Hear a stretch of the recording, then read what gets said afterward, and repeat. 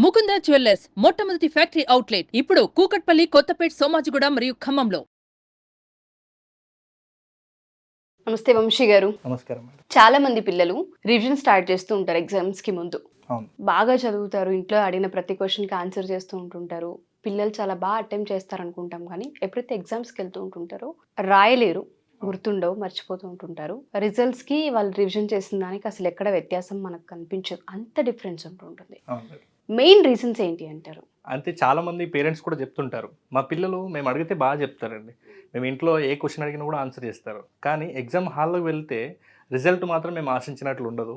అంటే ఈవెన్ ఒక 100 మార్క్స్ పెడితే 30-40 దగ్గర ఆగిపోవడం కానీ ఇట్లాంటివి జరుగుతున్నాయి. అంటే కనీసం 50% కూడా రీచ్ అవ్వలేకపోతున్నా అంటుంది. దీనికి రీజన్ ఏంటంటే, ఫస్ట్ చాలామంది విద్యార్థులు ఒక 5 టైప్స్ ఆఫ్ మిస్టేక్స్ చేస్తున్నారు మేడం. ఆ మిస్టేక్లో ఫస్ట్ మిస్టేక్ ఏంటంటే, ఫస్ట్ వాళ్ళ మైండ్ సెట్ని ఆ ఎగ్జామ్కి రెడీగా ఉంచుకోలేకపోవడం మేడం. చాలామంది ఎలా అంటే, ఎగ్జామ్ అంటే వాళ్ళ లోపల ఒక టెన్షన్ క్రియేట్ చేస్తారు. ఈవెన్ అది పేరెంట్స్ కావచ్చు, టీచర్స్ కావచ్చు, లేకుంటే వాళ్ళ సెల్ఫ్ ఎక్స్పెక్టేషన్స్ కావచ్చు. ఎగ్జామ్ అన్నప్పుడే అదొక టెన్షన్ వాతావరణం అన్నట్లుగానే వాళ్ళ లోపల పోర్ట్రేట్ అవుతుంటుంది అది.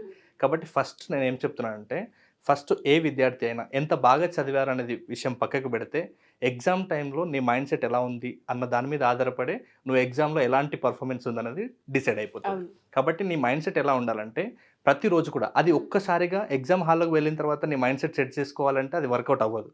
దానికి ఎగ్జామ్స్కి ముందు ఎలాగైతే నువ్వు పరీక్షలకు ప్రిపేర్ అవుతావో, అలాగే నీ మైండ్ సెట్ గురించి కూడా ప్రతి ఒక్క విద్యార్థి కూడా ఫస్ట్ ఫోకస్ చేయాలి. మరి ఏంటంటే, నేను చాలా వీడియోస్లో కూడా చెప్పి ఉన్నాను, చాలామంది విద్యార్థులకి భయానికి గురైనప్పుడు ఎడ్రినలిన్ అండ్ కార్టిజాల్ అనే హార్మోన్స్ మన బాడీలో రిలీజ్ అయినప్పుడు మనం టెన్షన్ పడతాం. మన బాడీలో మెటబాలిజం పెరిగిపోతుంది, మనకు చెమటలు పట్టేస్తాయి, మన హార్ట్ బీట్ పెరిగిపోతుంది, మన బ్రీతింగ్ కూడా పెరిగిపోతుంది. దీంతో పిల్లలకి లాజిక్గా మన బ్రెయిన్ పనిచేసే కెపాసిటీ కంప్లీట్గా తగ్గిపోతుంది. మరి అలాంటప్పుడు ఏం చేయాలంటే, ఫస్ట్ మన బ్రెయిన్లో విడుదలయ్యేటటువంటి న్యూరో కెమికల్స్ని మనం బ్యాలెన్స్ చేసుకుంటే మనకు టెన్షన్ రాదు, డిప్రెషన్ రాదు, భయం కూడా రాదు. ఎలా కంట్రోల్ చేయాలంటారు? దానికి బెస్ట్ మెడిసిన్, ఫస్ట్ వీలైతే వాకింగ్ చేయాలి, నెక్స్ట్ వచ్చేసి మెడిటేషన్ చేయాలి. మనం వాకింగ్ చేసినప్పుడు మనకు తెలియకుండానే మన బాడీలో ఎండార్ఫిన్ అనే హార్మోన్ రిలీజ్ అవుతుంది. అది మెంటల్గా రిలాక్సేషన్గా ఎలా ఉండాలో మన బాడీకి మన మైండ్ సెట్కి రెండింటికి మధ్య పొంతన కుదురుతుంది ఫస్ట్. తర్వాత మెడిటేషన్ చేయాలి. నేను అంటుంటాను, ఎందుకు టెన్షన్ అవుతుంది అంటే, న్యూరో కెమికల్స్ని ఇంబ్యాలెన్స్ చేస్తే మనకు టెన్షన్, భయం, యాంగ్జైటీ స్టార్ట్ అవుతుంది. కాబట్టి ఫస్ట్ మీరు మెడిటేషన్ ప్రాక్టీస్ చేయాలి. అంటే బ్రీత్ ఇన్, బ్రీత్ అవుట్, అలాగే బ్రాహ్మరి ప్రాణాయామం, అలాగే త్రాటకం ప్రాణాయామం, ఇలాంటి మెడిటేషన్స్ ఉంటాయి స్టూడెంట్స్కి. అలాంటి మెడిటేషన్ చేసినప్పుడు వాళ్ళకి అప్పుడు మైండ్ సెట్ని ఎలా సెట్ చేసుకోవాలో అర్థమవుతుంది. అప్పుడు వాళ్ళు ఎగ్జామ్ సెంటర్లకు వెళ్ళినప్పుడు కొంచెం పీస్ఫుల్గా ఉంటారు, భయం లేకుండా ఉంటారు, వాళ్ళు అనుకున్నది వెంటనే గుర్తొస్తుంది. కాబట్టి ఫస్ట్ నేను ఏమంటున్నానంటే, మైండ్ సెట్ని సెట్ చేసుకోవడం ప్రతి ఒక్క విద్యార్థి బాధ్యత. ఈ మైండ్ సెట్ సరిగా లేకనే టెన్షన్ పడతారు, యాంగ్జైటీ పడతారు, మొత్తానికి వాళ్ళు చదివింది కూడా ఎగ్జామ్ హాల్లో రాయలేకపోతారు, మర్చిపోతుంటారు. కాబట్టి ఫస్ట్ సెట్ చేసుకోవాల్సింది మైండ్ సెట్. తర్వాత క్వశ్చన్ పేపర్ హ్యాండిలింగ్. అంటే ఇప్పుడు ఆ క్వశ్చన్ పేపర్ మనం తీసుకున్నట్లయితే short answers, long answers, objective type, ఇలా డిఫరెంట్ టైప్స్ ఆఫ్ ఉంటాయి ఆన్సర్స్ మనం ప్రజెంట్ చేసేది. అయితే ప్రతి స్టూడెంట్ కూడా లాంగ్ ఆన్సర్కి ఎంత టైం తీసుకోవాలి, షార్ట్ ఆన్సర్స్కి ఎంత టైం తీసుకోవాలి, ఇలా ఫస్ట్ క్వశ్చన్ పేపర్ని మనం కంప్లీట్గా డివైడ్ చేసుకోవాలి. ఏది ఫస్ట్ రాయాలి, ఏది తర్వాత రాయాలి, ఏ దాని తర్వాత ఏది రాస్తే మనకు క్లారిటీ వస్తుంది, టైం సెట్ అవుతుంది అనే విషయాల పట్ల ప్రతి ఒక్క స్టూడెంట్ కూడా క్లారిటీ తెచ్చుకోవాలి. మరి క్లారిటీ ఎట్లా తెచ్చుకోవాలంటే, ప్రీవియస్ ఇయర్గా ఏదైతే ఎగ్జామ్స్ జరుగుతాయో ఆ క్వశ్చన్ పేపర్ని మనం ఒకసారి అనాలిసిస్ చేస్తే అప్పుడు ఇలా క్లారిటీ వస్తుంది.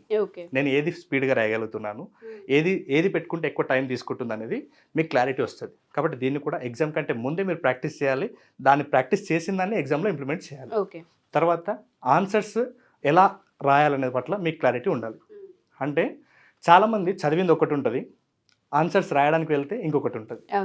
నెక్స్ట్ థర్డ్ పాయింట్ ఏంటంటే, ఆన్సర్స్ని ఎలా రాయాలో, ఎలా ఆర్గనైజ్ చేసుకోవాలో తెలియకపోవడం చాలామందికి. ఇప్పుడు కొంతమంది చాలా ఎగ్జామ్స్లో చేసే మిస్టేక్స్ ఏంటంటే, క్వశ్చన్ పేపర్లో లాంగ్ ఆన్సర్స్ ఉంటాయి, షార్ట్ ఆన్సర్స్ ఉంటాయి. అయితే చాలామందికి షార్ట్ ఆన్సర్స్ చాలా ఈజీగా వస్తాయి. వాళ్ళకి ఏదైనా క్వశ్చన్ వచ్చినప్పుడు, అంటే వాళ్ళు లాంగ్ ఆన్సర్గా నేర్చుకుని ఉంటారు, ఆ క్వశ్చన్ కన్నా పొరపాటున షార్ట్ ఆన్సర్స్లో వచ్చిందనుకోండి, స్టూడెంట్స్ ఎన్ని మార్క్స్కి అడిగారు, నేను ఎంతవరకు రాయాలనేది వాళ్ళకు సరైన అవగాహన లేక ఆ టైంని చాలామంది వేస్ట్ చేసుకుంటుంటారు. అంటే ఈవెన్ అది 2 మార్క్స్ క్వశ్చన్ ఉందనుకోండి, వీళ్ళ ఆన్సర్ 8 మార్క్స్కి 4 మార్క్స్కి ఎంతైతే రాయాలో అంతవరకు రాస్తుంటారు. కాబట్టి మీకు వచ్చిందని మొత్తాన్ని రాసుకుంటూ కూర్చుంటే టైం వేస్ట్ అవుతుంది. కాబట్టి ఆన్సర్స్ని ఎలా రాయాలో కూడా ముందే మీరు ఆర్గనైజ్ చేసుకోవాలి. నీ ఆన్సర్ ఎన్ని మార్క్స్కి వచ్చింది, దానికి ఎంత ఆన్సర్ రాయాలనేది మీకు ఫస్ట్ క్లారిటీ ఉండాలి. నెక్స్ట్ ఫోర్త్ వన్ ఏంటంటే, చాలామంది చేసే మిస్టేక్స్, హ్యాండ్ రైటింగ్లో మిస్టేక్ చేస్తున్నారు. చాలా బాగా చదువుతున్నారు, కానీ హ్యాండ్ రైటింగ్ విషయానికి వచ్చేసరికి ఫస్ట్ ఏమో కొంచెం నీట్గా రాస్తారు, ఈవెన్ అది ఎగ్జామ్స్కి వచ్చే వరకు డాక్టర్ ప్రిస్క్రిప్షన్ రాసినట్టు ఉంటుంది.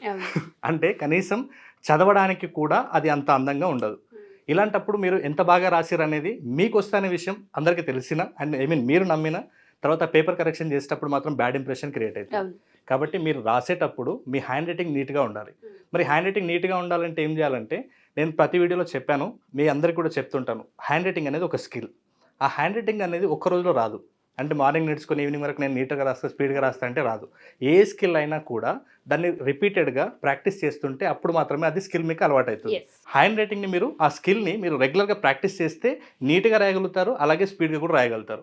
అప్పుడే మీకు ఇన్ టైంలో ఆ ఎగ్జామ్ పేపర్ని ఆ క్వశ్చన్స్కి తగ్గట్టుగా ఆన్సర్ కూడా మీరు కంప్లీట్గా రాసేస్తారు. అప్పుడు మీరు గుడ్ మార్క్స్ వస్తాయి. నెక్స్ట్ లాస్ట్ చేసే మిస్టేక్ ఏంటంటే రివిజన్ కరెక్ట్గా ఉండదు వీళ్ళకి.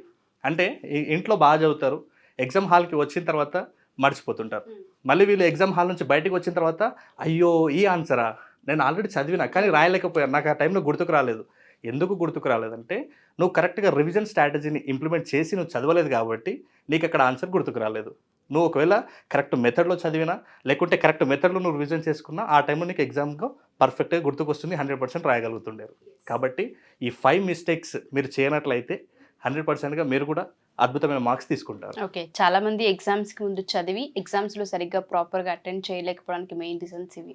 సో ఎవరైతే ఈ రీజన్స్ అగ్రి అవుతూ ఉంటుంటారో, అవును మాకు ఈ ప్రాబ్లం ఉందని చెప్తూ ఉంటుంటారు, యాంగ్జైటీ, ఫియరు, హ్యాండ్ రైటింగ్, మర్చిపోవడం, ఇటువంటివి ఏవైతే ఉంటుంటాయో వాటన్నిటికీ మనం క్లాసెస్ అని చెప్తున్నాం. దానికన్నా ముందు ఎవ్రీ సండే ఫ్రీ డెమో అని కూడా మీరు అనౌన్స్ చేశారు. ఏ విధంగా ఉండే అవకాశం ఉంటుంది, వీళ్ళకి ఏ విధంగా హెల్ప్ అవుతుంది? ఎందుకంటే ఇది ఎగ్జామ్స్ టైం, ప్రతి పిల్లలకు కూడా ఈ పీరియడ్, ఈ క్లాసెస్ చాలా అవసరం కాబట్టి అడుగుతున్నాను.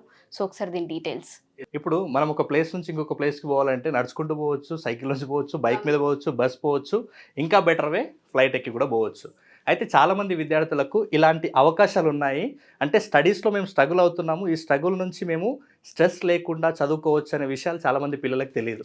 అంటే మనం ఒక లైఫ్లో సెట్ అయినా లేకుంటే మనం ఉన్నతంగా ఒక సక్సెస్ఫుల్ పర్సన్ అని ఎప్పుడు అనిపించుకుంటామంటే చదువుతో పాటు ఒక స్కిల్ నేర్చుకున్నప్పుడు, ఆ చదువు ప్లస్ స్కిల్ యాడ్ అయినప్పుడు మనకు మన లైఫ్కి, మన లైఫ్ పర్పస్కి ఒక అర్థం ఉంటుంది.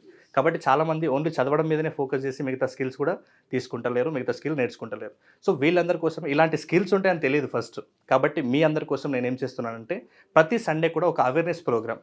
అసలు స్టడీస్ చదవాలంటే ఎలాంటి మెథడ్స్ ఉంటాయి, ఏ మెథడ్స్ ద్వారా చదివితే మనకి ఈజీ గుర్తుంటుంది, చదవడం ఒక్కటైనా మళ్ళీ రివిజన్ కూడా ఎలాంటి మెథడ్ నుంచి చేసుకోవాలి, హ్యాండ్ రైటింగ్ ఇంప్రూవ్ చేసుకోవాలంటే ఎలాంటి టిప్స్ పాటించాలి, ఇలా కంప్లీట్గా ఒక స్టూడెంట్కి సంబంధించినటువంటి బ్లూ ప్రింట్ నేను ప్రతి స్టూడెంట్ కూడా అందించాలనేది నా లక్ష్యం. కాబట్టి ఎవరు కూడా స్ట్రెస్కి, డిప్రెషన్కి గురవ్వకుండా, ప్రతి ఒక్క స్టూడెంట్ కూడా స్ట్రెస్ లేకుండా చదువుని ఒక ఆటలా సాగించి అద్భుతమైన రిజల్ట్ తీసుకోవాలనే ఉద్దేశం మీద నేను ప్రతి సండే కూడా అవేర్నెస్ ప్రోగ్రామ్ని కండక్ట్ చేస్తున్నాను మేడం.